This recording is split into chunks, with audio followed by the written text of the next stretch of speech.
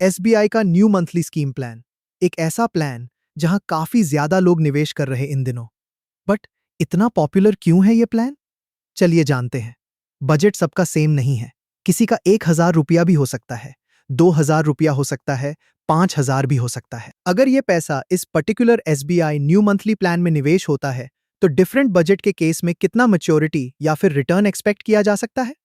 अगर बजट 1,000 रुपया महीना भी होता है, फर्स्ट केस में 1,000 एसआईपी से अनुमानित मैच्योरिटी अमाउंट 3.09 लाख तक जा सकता है। 1,000 एसआईपी से अनुमानित मैच्योरिटी अमाउंट 36 लाख तक भी जा सकता है। एंड कुछ केस में 1,000 एसआईपी से अनुमानित मैच्योरिटी अमाउंट 84 लाख तक भी जा सकता है। अब इस रिटर्न को आप अपने बच्चों की पढ़ाई के लिए यूज कीजिए, या फिर बच्चों की शादी पर्पस, या फिर दूसरे खर्च के लिए। ये आपके ऊपर है। बट मौजूदा हालात को देखोगे तो सेविंग्स रेट 4 से 5%, महंगाई रेट 6 से 8%, प्राइस लगातार इंक्रीज होते जा रहा है। सेविंग्स में अगर निवेश करना है, इन फ्यूचर बचेगा क्या? महंगाई को बीट करने का सही तरीका है अपना इनकम कुछ पोर्शंस म्यूचुअल फंड में आप निवेश कीजिए। इससे इन्फ्लेशन यानी महंगाई भी कम हो जाएगा, एज वेल एज पैसा ग्रोथ होने का भी ज्यादा चांसेस रहेगा। अब इधर कुछ सवाल आता है, आखिर मंथली एसआईपी है क्या, या फिर इसका वर्किंग प्रोसेस क्या है? नॉर्मल आरडी की तरह? एकदम सही, ये उसी तरह काम करती है लाइक रिकरिंग डिपॉजिट। आप थोड़ा थोड़ा अपने बजट के अकॉर्डिंग निवेश करते हो स्कीम में कुछ समय के लिए। उसके बाद आपको एक अच्छा खासा मैच्योरिटी रिटर्न मिलता है विथड्रॉ करने के लिए। दूसरा, एक इंपॉर्टेंट सवाल ये रहता है, मान लीजिए आप मंथली एसआईपी स्टार्ट करते हो, बट सपोज एक महीना ऐसा होता है कि आपका एसआईपी इंस्टॉलमेंट डिडक्ट नहीं होता है बैंक से। उस केस में क्या होगा? तीसरा सवाल, मान लीजिए स्कीम में आप निवेश करना स्टार्ट करते हो, but in future unfortunately scheme या फिर ऐप ही बंद हो जाता है, तो फिर क्या होगा आपका जमा हुआ पैसा? चौथा सवाल, क्या आपको स्कीम द्वारा नेगेटिव रिटर्न भी मिल सकता है? और एक सवाल ये भी मन में आ सकता है, स्कीम चलते चलते आपको अगर कुछ हो जाता है तो फिर जमा किया हुआ पैसा का क्या होगा? आज का इस वीडियो में इन सभी सवाल का जवाब को देंगे। स्टेप बाय स्टेप एक एक चीज को समझेंगे, जैसे कि क्या स्ट्रैटेजी रहेगा, कौन सा scheme, different type of calculations, हर एक चीज समझेंगे। तो वीडियो में बने रहिए। एज पर वैल्यू रिसर्च, आज हम लोग जिस एसबीआई म्यूचुअल फंड स्कीम के बारे में बात कर रहे हैं, उस पर्टिकुलर स्कीम का रिटर्न परफॉर्मेंस को चेक कर लेते हैं, यानी पास्ट में यह स्कीम कैसे परफॉर्मेंस किया है देख लेते हैं। लास्ट 1 साल में इस स्कीम ने 11% का रिटर्न दिया है। लास्ट 3 साल का परफॉर्मेंस 24% रहा है। लास्ट 5 साल का परफॉर्मेंस भी सेम 25% रहा है। और कुछ इंपॉर्टेंट डिटेल्स इस पर्टिकुलर एसबीआई स्कीम का, जैसे कि एयूएम फंड साइज यानी एसेट अंडर मैनेजमेंट। लोगों का इस स्कीम में नियर अबाउट 6,000 करोड़ के ऊपर इन्वेस्टमेंट हो चुका ऑलरेडी। एक्सपेंस रेशियो यानी स्कीम मैनेजमेंट चार्जेस जितना कम होगा उतना बढ़िया है। 0.86% है इस स्कीम में, जो कि little bit on higher note है एज पर industry standards compared to other schemes in the market. Exit load यानी आप अगर स्कीम में निवेश करके 30 दिन के पहले अगर बाहर जाते हो, 0.50% का कॉम्पेंसेशन आपको पे करना पड़ेगा। इस स्कीम का डाइवर्सिफिकेशन कैसे है देख लेते हैं। अगर इस स्कीम में सिर्फ 1,000 रुपया का भी निवेश होता है, वो पैसा 1-2 कंपनीज में नहीं, पूरे 24 से ऊपर कंपनीज में पैसा डिवाइड होगा, यानी डिफरेंट सेक्टर्स में पैसा निवेश हो रहा है।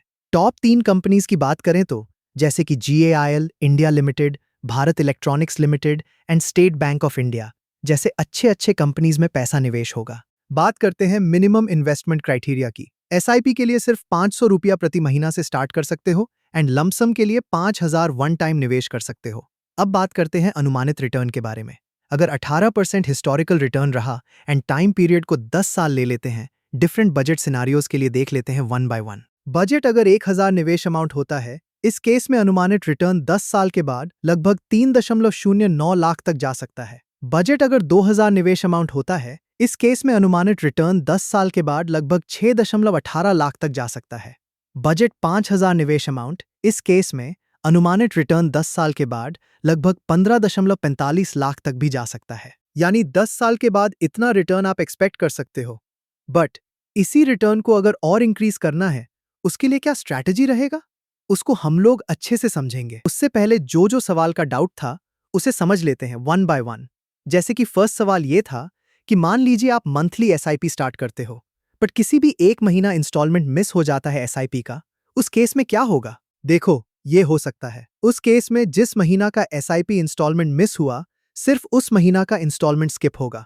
बट एज यूजुअल नेक्स्ट महीना से नॉर्मल जो डेट है इंस्टॉलमेंट का, उस पर्टिकुलर डेट में ही नेक्स्ट इंस्टॉलमेंट डिडक्ट हो जाएगा। सेकंड सवाल ये था, जिस स्कीम में आप निवेश कर रहे हो वो स्कीम या फिर ऐप अगर बंद हो जाता है तो फिर अभी तक जमा हुआ पैसा का क्या होगा?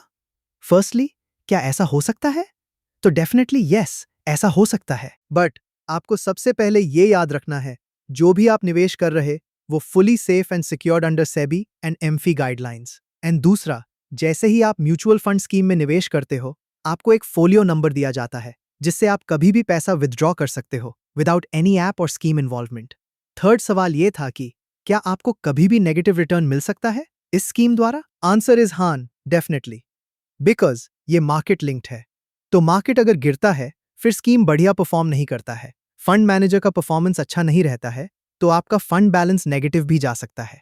चौथा सवाल यह था कि अगर स्कीम चलते चलते आपको अगर कुछ हो जाता है तो फिर जमा हुआ पैसा का क्या होगा?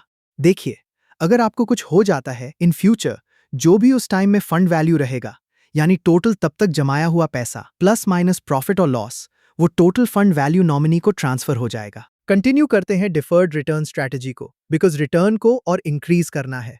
हम लोग अगर बजट को मिनिमम भी लें, यानी 1,000 रुपया प्रति महीना, 10 साल में अनुमानित मैच्योरिटी अमाउंट 3.09 लाख तक जा रहा था। इस 3.09 लाख के रिटर्न को तुरंत 10 साल के बाद विदड्रॉ ना करके अगर कुछ साल और होल्ड करते हैं, कोई भी एक्स्ट्रा इन्वेस्टमेंट ना करके, तो फिर रिटर्न में क्या फर्क आएगा देख लेते हैं। 3.09 लाख के रिटर्न को तुरंत विदड्रॉ ना करके अगर होल्ड किया जाता है, सपोज एक्स्ट्रा 10 ईयर्स, 10 साल के बाद अनुमानित फंड वैल्यू लगभग 13 लाख तक जा सकता है एंड टोटल फंड वैल्यू 10 साल के बाद लगभग 16 लाख तक जा सकता है। 3.09 लाख के रिटर्न को 15 साल अगर होल्ड किया जाता है, यानी इंस्टेड ऑफ 10 साल, 15 साल के बाद अनुमानित फंड वैल्यू लगभग 33 लाख तक जा सकता है एंड टोटल फंड वैल्यू 15 साल के बाद लगभग 36 लाख तक जा सकता है। 3.09 लाख के रिटर्न को 20 साल अगर होल्ड किया जाता है, 20 साल के बाद अनुमानित फंड वैल्यू लगभग 80 लाख तक जा सकता है एंड टोटल फंड वैल्यू इस केस में 20 साल के बाद लगभग 83 लाख तक भी पहुंच सकता है। आपका इन्वेस्टमेंट स्ट्रैटेजी क्या रहेगा? वीडियो में कमेंट जरूर कीजिए। यानी इमीडिएट रिटर्न के लिए जाना है, यानी 10 साल का एंड लो रिटर्न में कॉम्प्रोमाइज करना है, या फिर होल्डिंग स्ट्रैटेजी अपनाना है ताकि अच्छा कंपाउंडिंग मिले एंड हाई रिटर्न मिलने के चांसेस रहें। एज पर वैल्यू रिसर्च, जिस SBI म्यूचुअल फंड स्कीम के बारे में आज हम लोग बात किए हैं वो है SBI PSU mutual fund plan. ये किसी भी तरह का रिकमेंडेशन नहीं है, खुद रिसर्च कीजिए देन इन्वेस्ट कीजिए। अगर आपको इस स्कीम या प्लान के अलावा और भी अच्छे पॉपुलर ट्रेंडिंग प्लान्स के बारे में जानना है तो इस वीडियो को जरूर देखिए। मैं आपसे मिलता हूं उस वीडियो में। Thank you. म्यूचुअल फंड निवेश बाजार जोखिमों के अधीन होते हैं। Please read all scheme related documents carefully before investing.